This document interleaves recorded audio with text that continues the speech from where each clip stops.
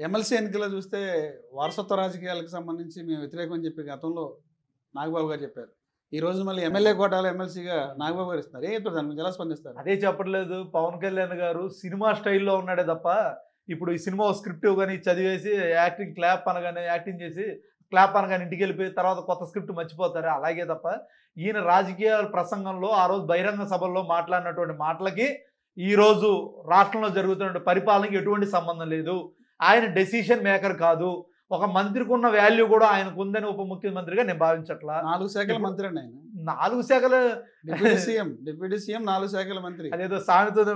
మీ government లో 4 deputy CM అంతా ఉత్సవ విగ్రహాలు అని చెప్పి చెప్తున్నారు ఈ రోజున. అదేంటన్నా వాళ్ళే చెప్పారు కదన్నా, డిప్యూటీ సీఎం 4 5 4 గీసుకోవడానికి. ఇప్పుడు డిప్యూటీ సీఎం గారు కూడా 4 గీసుకోవడానికి పనికొస్తారా? వారసత్వ రాజకీయం అంటే నాగబాబు గారు ఈ రోజు దొడ్డిదారులు ఎమ్మెల్సీ ఇచ్చి మంత్రికి ఇవ్వడం ఇది వారసత్వ రాజకీయం కదా?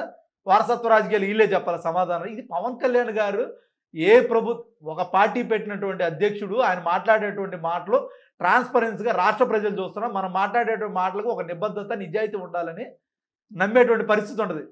మీరు ఎప్పుడు ఎవరైనా మీరు గమనించారు చరిత్రలో, ఎవరైనా నేనైనా మీరైనా ఇంకొకరైనా నేను ఒక పార్టీ పెడుతున్నాను, నా పార్టీ విధానాలు ఇవి, నా సిద్ధాంతాలు ఇవి, నేను అధికారంలోకి వస్తే ఈ రాష్ట్ర ప్రజలకి మేలు చేస్తానని చెప్పేటువంటి పార్టీలు చూసాం, అధికారంలోకి వచ్చిన చూసాం. కానీ దేశ చరిత్రలోకి ఒక పార్టీ పెట్టి పక్క పార్టీ నాయకుడు అధికారంలోకి రావాలి, ఆ నాయకుడు అనుభవం మనకు కావాలి, ఆ నాయకుడు అధికారంలోకి రావడానికి మనం మద్దతు ఇద్దామని చెప్పి చేతగాని దద్దమ్మ ఉన్నాడంటే ఈ రాష్ట్రంలో ఎవరన్నా ఉన్నారంటే మన పవన్ కళ్యాణ్ గారు. అంటే రాజకీయంగా నేను రాజకీయ అనుభవం నేర్చుకుంటే తప్పేం ఉంది దానిలో? అనుభవం ఏంటన్నా? తెలియదని తెలుసుకోవడం తప్పేం కాదు కదా. అంటే మొన్న అసెంబ్లీలో కూడా చెప్పారు పవన్ కళ్యాణ్ గారు. ఏం చెప్పారంటే 10 ఏళ్ళు పవన్ కళ్యాణ్ చంద్రబాబు నాయుడు కూటమి ప్రభుత్వం ఉంటుందని చెప్తున్నారు. మేము కూడా పార్టీ పెట్టి 15 ఏళ్ళు అంటే రాజకీయ అసెంబ్లీ సాక్షిగా చెప్తున్నారు 10 ఏళ్ళు కూటమి ప్రభుత్వం ఉంటుందని చెప్పి హామీ ఇచ్చారు ఆయన. ఉంటది కాదు, ఇంకో 15 ఏళ్ళు కూడా చంద్రబాబు నాయుడు గారు ముఖ్యమంత్రిగా ఉంటారు. నా జీవితంలో ఎప్పుడు నేను ఉప ముఖ్యమంత్రిగానే ఉంటాను, నేను ముఖ్యమంత్రి చేసేటువంటి పరిస్థితి ఉండదు. నేను ఎప్పుడు వాళ్ళ జెండాను మా కార్యకర్త భుజాన్ని మోపిస్తాను, వాళ్ళ వీపులు పగల కొట్టిస్తాను, కూలీకి మోపిస్తానే అంటున్నారే కానీ వాళ్ళకు ఎజెండా లేదు. పక్క పార్టీని అధికారంలో తీసుకురావడానికి పార్టీ పెట్టిన ఏకైక వ్యక్తి పవన్ కళ్యాణ్ గారు. వీళ్ళ మాట్లాడేది విలువలు విశ్వాసం ఆ పార్టీ అధినేతకు ఉన్నాయా? అంటే గత ఈ 2 రోజుల నుంచి జరిగినటువంటి ఏదైతే ఎమ్మెల్సీలు ఉన్నాయో, గ్రాడ్యుయేట్ ఎమ్మెల్సీలు ఉన్నాయి కదా, ఆ ఎమ్మెల్సీలకు సంబంధించి వైఎస్ఆర్సీపీ పార్టీ ఎందుకు దూరంగా ఉంది? మొన్నటి వరకు ఏమో ఈవీఎంల ప్రాబ్లం అన్నారు, ఈవీఎంలో గెలిచిందని చెప్పన్నారు. ఈరోజు బ్యాలెట్ పేపర్లు వచ్చింది. ఎందుకు వైసీపీ బహిష్కరించింది? ఈరోజు ఏ విధంగా ఎలక్షన్ జరిగిందనే మీ అందరు చూసాం. 3 అభ్యర్థులను పెడితే 2 గెలిచారు. ఒక అభ్యర్థి ఏమో అటు గెలిస్తే ఒక పక్కనేమో రామ్మోహన్ నాయుడు గారు ఏమో మేము బలపరిచిన అభ్యర్థి అని ఆయన అంటాడు. అచ్చెన్నాయుడు గారు బాబాయ్ ఒక మాట చెప్తాడు, అబ్బాయి ఒక మాట చెప్తాడు. అచ్చెన్నాయుడు గారు ఏమో అసలు మేము అభ్యర్థినే పెట్టలేదు అంటారు. మరి ఈ వీడియోలో ఏ వాస్తవాలో ఏ అవాస్తవాలో మీరే చూడాలి. మరి ఉత్తరాంధ్ర ఉపాధ్యాయ ఎమ్మెల్సీ ఎన్నిక మేము ఓపెన్గా రఘువర్మ గారికి, శ్రీనివాసుల నాయుడు గారికి, వీళ్ళిద్దరు ఎందుకంటే అక్కడ మేము క్యాండిడేట్ పెట్టలేదు, మా తరపున అక్కడ క్యాండిడేట్ లేరు. ఉత్తరాంధ్ర టీచర్స్ ఎమ్మెల్సీ ఎన్నిక ఈ నెల 27న జరుగుతుంది. ఈ ఎన్నికల్లో తెలుగుదేశం జనసేన బలపరిచిన ఏపీటీఎఫ్ అభ్యర్థి శ్రీ పాకలపాటి రఘువర్మ గారు నిరాడంబరులు, నిజాయితీ పరులు మరియు ఉపాధ్యాయులు సంక్షేమమే ధ్యేయంగా నిరంతరం సేవలు అందిస్తున్నటువంటి వ్యక్తి. అటువంటి వ్యక్తి మళ్ళీ ఎమ్మెల్సీగా పోటీ చేస్తున్నారు. ఉత్తమ వ్యక్తిని చట్టసభకు పంపిస్తే మన ఓటుకి కూడా సార్థకత ఉంటుంది. ప్రభుత్వం బలపరిచిన రఘువర్మ గారికి ఓటేసి గెలిపిస్తే ఆయన నేరుగా ప్రభుత్వ పెద్దలను కలిసి సమస్యలు పరిష్కరించడానికి ఆయన కూడా కృషి చేయగలరు. ఇది బాబాయ్ ఒక మాట చెప్తాడు, అబ్బాయి ఒక మాట చెప్తాడు. ఎవరికో పుట్టిన బిడ్డను మనం తండ్రి అవ్వాలనుకోవడం పాపం వీళ్ళకి అదే అలవాటు అన్నలా ఉంది. ఏంటి ఈ ప్రభుత్వానికి? అదే పొరపాటున వైఎస్ఆర్ కాంగ్రెస్ పార్టీకి అధికారంలో ఉండి ఒక ఎమ్మెల్సీ సీటు పోయి ఉంటే కుప్పగూలిన వైఎస్ఆర్ కాంగ్రెస్ పార్టీ, ప్రజలు తిరస్కరించినటువంటి వైఎస్ఆర్ కాంగ్రెస్ పార్టీ ఇప్పుడేం వాళ్ళేం రాస్తున్నారు, యూటీఎఫ్ టీచర్స్ అభ్యర్థి గెలిచారని రాస్తున్నారు. అది వాళ్ళ ప్రాపగాండం, వాళ్ళకు ఉన్నటువంటి టీడీపీ ఉన్నటువంటి ప్రెస్ బలంతో జరిగేటువంటి కార్యక్రమాలు. కానీ చూద్దాం, ప్రజాక్షేత్రంలో మేము ఈరోజు ఓడిపోవచ్చు, రాబోయే రోజులు మాత్రం మాయే, ప్రజల పక్షాన ఉంటాం. ఏంటి పరిస్థితి? వైఎస్ఆర్సీపీ పార్టీ భవిష్యత్తు ఎలా ఉంటుంది? మా భవిష్యత్తులో అధ్యక్ష అనే పరిస్థితి ఉంటుందా?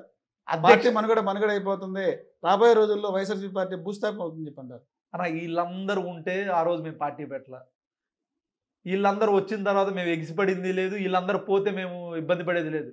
మా నాయకుడు జగన్మోహన్ రెడ్డి గారు పార్టీ పెట్టిందే దేశాన్ని శాసించేటువంటి పార్టీని వ్యతిరేకించి పార్టీ పెట్టి నిలబడి నిగ్గుదేసి అధికార నాయకుడు ప్రతిపక్ష నాయకుడిని ముఖ్యమంత్రి అయినటువంటి పార్టీ.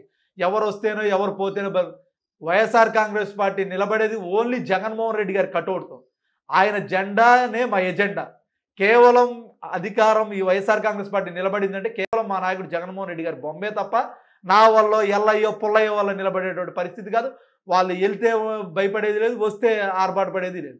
ఎన్డీఏ కూటమిటువంటి నాయకులు ఎవరైతే ఉన్నారో ముఖ్య నాయకుల్ని వాళ్ళ ఫోటోల్ని ట్రోల్ చేస్తూ అసభ్యంగా ట్రోల్ చేసి ఎవరైతే వాళ్ళ క్యారెక్టర్ని హననం చేస్తారో అటువంటి వారి మీదే చర్యలు తీసుకుంటామని చెప్పి ఎన్డీఏ కూటమి చెప్పింది.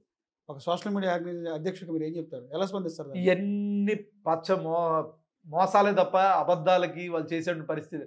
ఈ రాష్ట్రంలో దేశంలోనే బలమైన సోషల్ మీడియా వ్యవస్థగా వైఎస్ఆర్ కాంగ్రెస్ పార్టీ సోషల్ మీడియా ఉందన్నది వాస్తవం. ఇవన్నీ గతంలో కూడా మోడీ గారు ఏదైతే బీజేపీతో ధీటుగా సోషల్ మీడియా ఏదైతే ఉందంటో అది వైఎస్ఆర్ కాంగ్రెస్ పార్టీ సోషల్ మీడియా అనేది వాస్తవం. పాత్రికా మిత్రులు అంత మీడియా చెప్పింది. అటువంటి క్రమంలో వాళ్ళని మీరు పెయిడ్ ఆర్టిస్టులు పెడతారు. టీడీపీ కొంతమంది పెయిడ్ ఆర్టిస్టులు పెట్టి ఒక పెద్ద ఆఫీస్ తీసుకొని లక్షల సంఖ్యలో శాలరీలు పెట్టి అదేదంటారే ఇప్పుడు ఉపన్యాసాలు ఇచ్చినా మ్యాటర్ పెట్టినా మాఫింగ్లు చేసినా ఇది ఎక్కట్లేదు, జాకీలు పెట్టిన లేపినా లెగట్లేదు.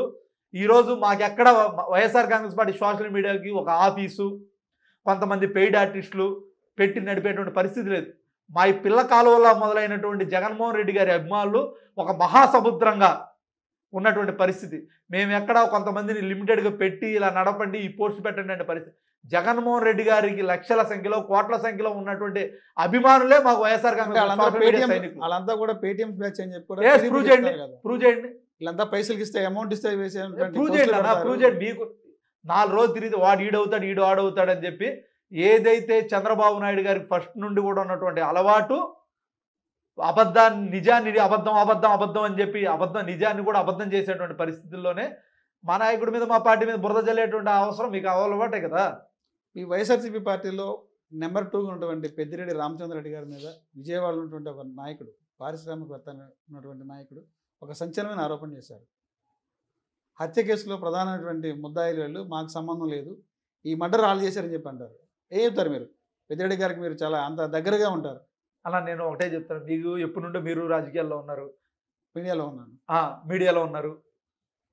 పెద్దిరెడ్డి గారి ఫ్యామిలీ 4 దశాబ్దాలుగా రాజకీయాల్లో ఉంది.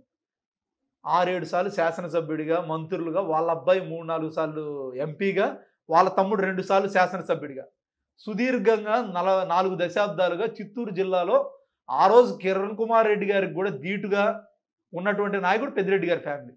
నిత్యం ప్రజాసేవలో ఉన్నటువంటి వాళ్ళ ఫ్యామిలీకి నిత్యం కరప్షన్ కోరల్లో విజయవాడ నగరంలో క్రిస్టియన్ చర్చిలు కానివ్వండి అన్యాక్రాంత స్థలాలు మొత్తం కబ్జాలు చేసి నిత్యం కోర్టుల చుట్టూ తిరిగేటువంటి మీకు అభియోగాలు ఎవరి మీద చేస్తున్నారో అర్థమవుతుందా?